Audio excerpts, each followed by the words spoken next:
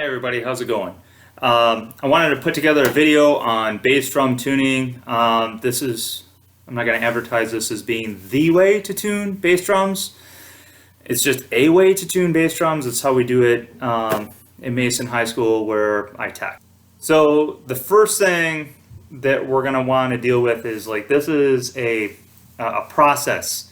It's not an art form. There's not really a whole lot of skill that goes into it. Of all the bass drum tuning videos that I've seen online, they talk about the technical aspects of maintaining the drum, and then when it gets to tuning it and actually achieving the tone that you want, it feels like maybe there's some black magic there. And my problem is that I can't really hear it if I were to tune a drum to a particular pitch. Like if I had a pitch pipe or a reference note off of, say, a piano, when I hit the drum, all I hear is attack. And I have a real difficulty relating that note that I'm hearing on the attack to my reference note. So I need something that's maybe a little bit more technical, that allows me to get to a procedure where I can tune these things. Tools that you're going to need, obviously you're going to need bass drums, right? Over there you're going to need a mallet so you can hit it, a tuning key, obviously, and I use a candle for lubricating stuff. It works out pretty well. Also for this, you got your phone, and more specifically, we've got a sound analyzer app that we'll use to get our frequencies that we're listening for.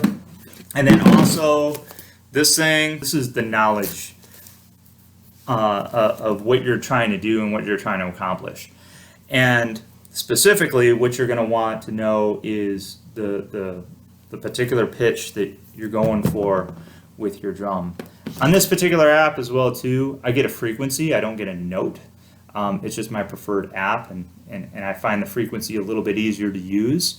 So on all the drums, if you look up closely, I've actually assigned frequencies to every note that I'm going for on the pitch. Now, the question is, what makes all of this work?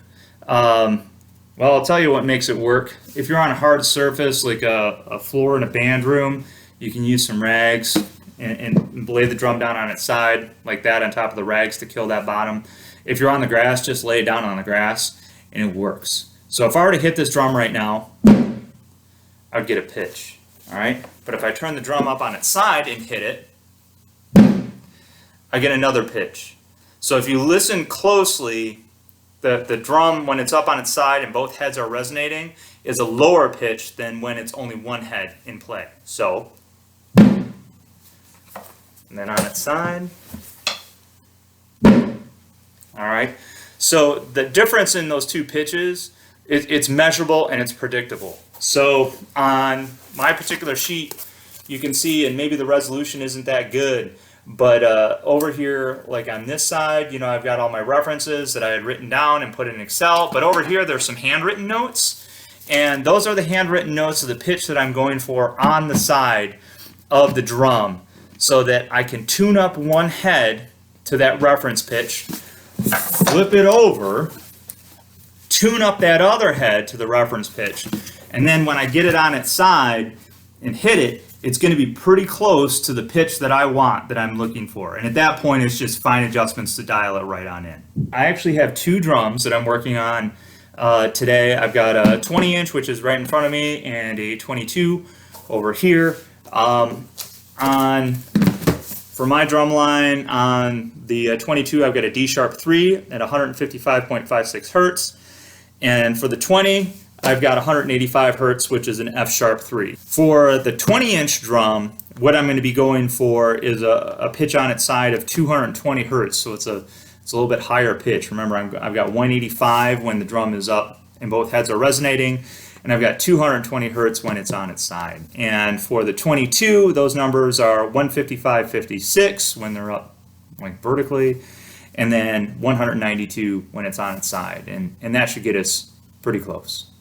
Okay, just some information on the drum itself. Again, I'm not going to go into the minutia on how to maintain your drums, but once you have your head off, there are certain things that you should be checking for. Check the hardware on the inside, make sure it's all firm. especially the mounting hooks. Where are they? Over here. These should be firm, and like this is your golden opportunity to make sure that that's tight. You can also make sure that your muffling is still good. Here at Mason, we use basically foam, and we can buy this online, like cut to length and to width and everything. And I'll put a link in the description below. But I mount this around with glue, and I'm hoping you can see that. But the foam is just a little bit proud to the shell, and that provides some dampening. With the candle, I had mentioned having a candle on hand. A candle is really handy for lubing because it's dry, it won't make a mess. And usually with the head, I'm going to take it and I'm going to run it around on the inside rim of the head rather than monkey around with the rim here, although you can get it just a little bit. But I'll get it in there like on the rim. And you can tell that this candle has seen some action. I actually use it in my wood shop as well too. Like using wax as a lubricant is really cool for a lot of things. With lugs as well, I can take the lugs and I can just rub them into the candle like that and then fill the grooves up really nicely. And what that does is that provides a little bit of lubricant, and it'll prevent that from seizing as well. But since it's not wet, it won't collect water, it won't collect grit, it won't create a mess. So that's one of the things that I really like about using candle wax. So I'm not going to go into the nitty-gritty of like the different patterns and like the different ways that you do to tighten up the head. I'm going to assume that you can like find that information anywhere. The trick is that we're just going to get a head on there, we're going to get it tightened up, and we're going to start getting to the right frequency. Okay, so when it comes to the app that you're going to use, what I use is something that's called Sound Analyzer Free. It's actually shooting up a few peaks there, representing what the frequencies are. So that's why I recommended like taking the note that you're going for and convert it into a frequency. Most of the tuning apps that I see around there, they're just giving you a note and it's just waving around there, but it's not really telling you like what's happening with the sound wave behind it. So you'll like bounce back and forth between different octaves, or maybe it'll pick up on a harmonic. With this, you can like pick 2 or 3 different peaks, and then you can see exactly what's going on with the wave. And that tends to become more critical the higher up in pitch you go. All right, so I've got the heads on, and we're just sort of cracking away at this right now. So my very first hit here, I'm reading about 133.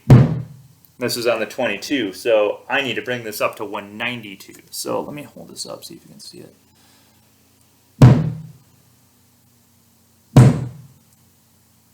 Yep, right in there. Maybe we're a little bit lower on that hit.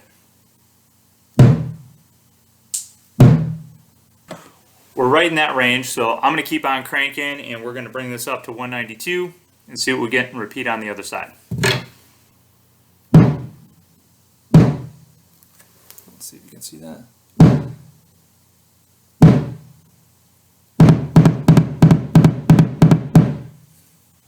Yeah, looks like when I pulled it back to my face there, maybe like 158. But the point is, I gotta get up to 192, so I gotta keep on going here to crank this on up. Now, as I bring this up, I'm not tuning every lug to be perfectly in tune with each other. I'm checking all of them as I go just to make sure that we don't get one that's like really out. But as we put more tension on this and like the glue starts to snap and crack and whatever, there's gonna be lugs, they're not gonna all come up evenly. That's what I'm trying to say. So don't stress so much about making sure that every lug is in tune quite yet. Let's just get it up to that range, and then we'll fine tune and balance all the lugs here, and we'll see what we get.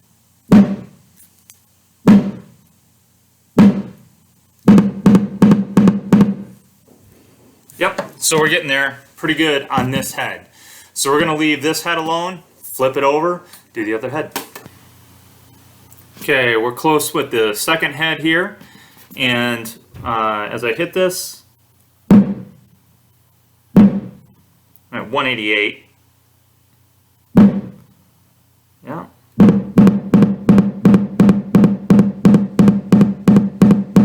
Fluctuates around 188 up to 191.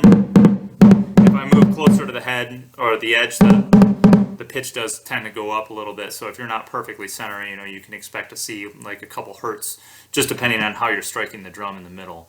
Also, when I bring it up, I go basically like cross, and then I'll advance to the next lug and move that on up.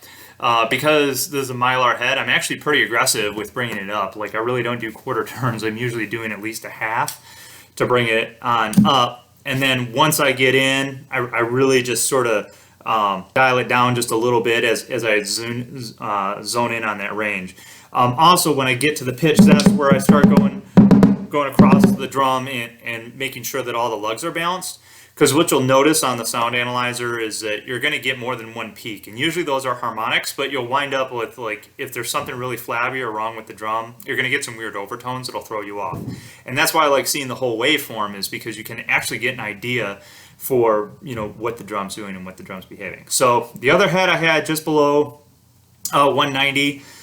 This head is pretty much right there. So let's turn it on the side and see what we get.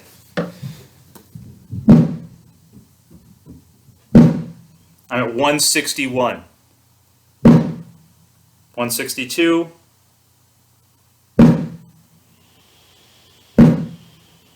162. So this drum is just a hair sharp. So what I can do now is I can fine tune it just a little bit to bring it down just a touch. So I think we're there with this particular drum.